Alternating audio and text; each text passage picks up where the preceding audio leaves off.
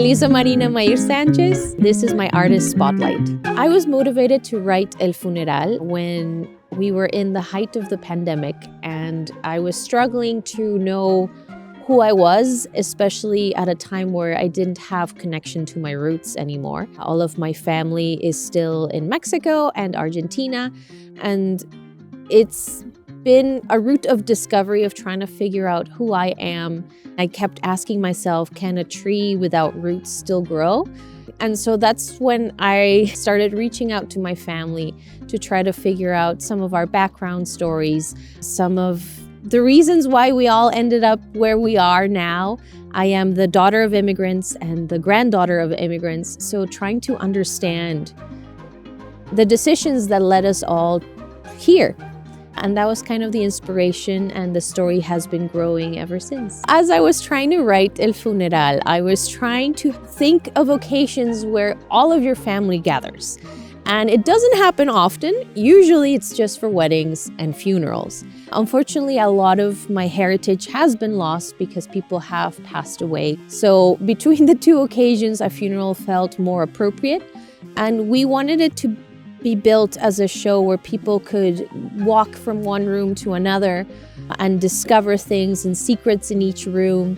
And so a funeral home seemed like the perfect place because they could go from one visitation room to another, kind of experiencing all of these encapsulated stories that then connected to each other. Most of our creative team, both on and off stage, were of Latin heritage. For most of our performers, it was the first opportunity they've ever had to perform in their first language in Canada, which I thought was pretty spectacular.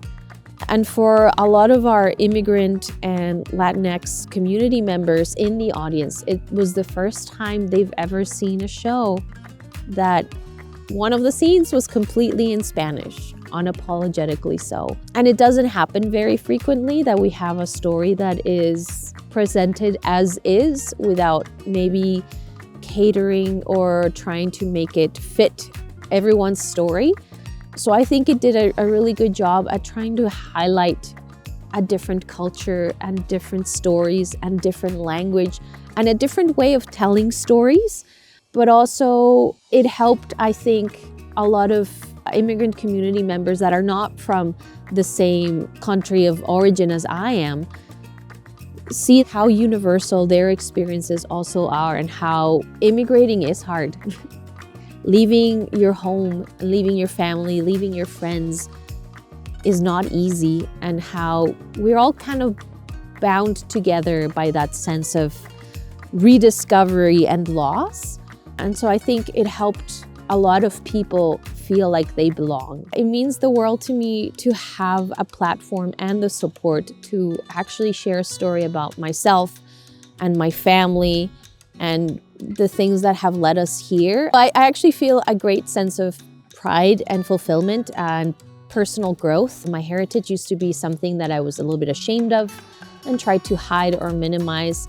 And now I feel incredibly proud that I can tell stories that are unapologetically bilingual, that use all sorts of arts disciplines that I believe in, such as dance and music and acting, to tell stories that connect to the core of who I am without feeling ashamed or scared.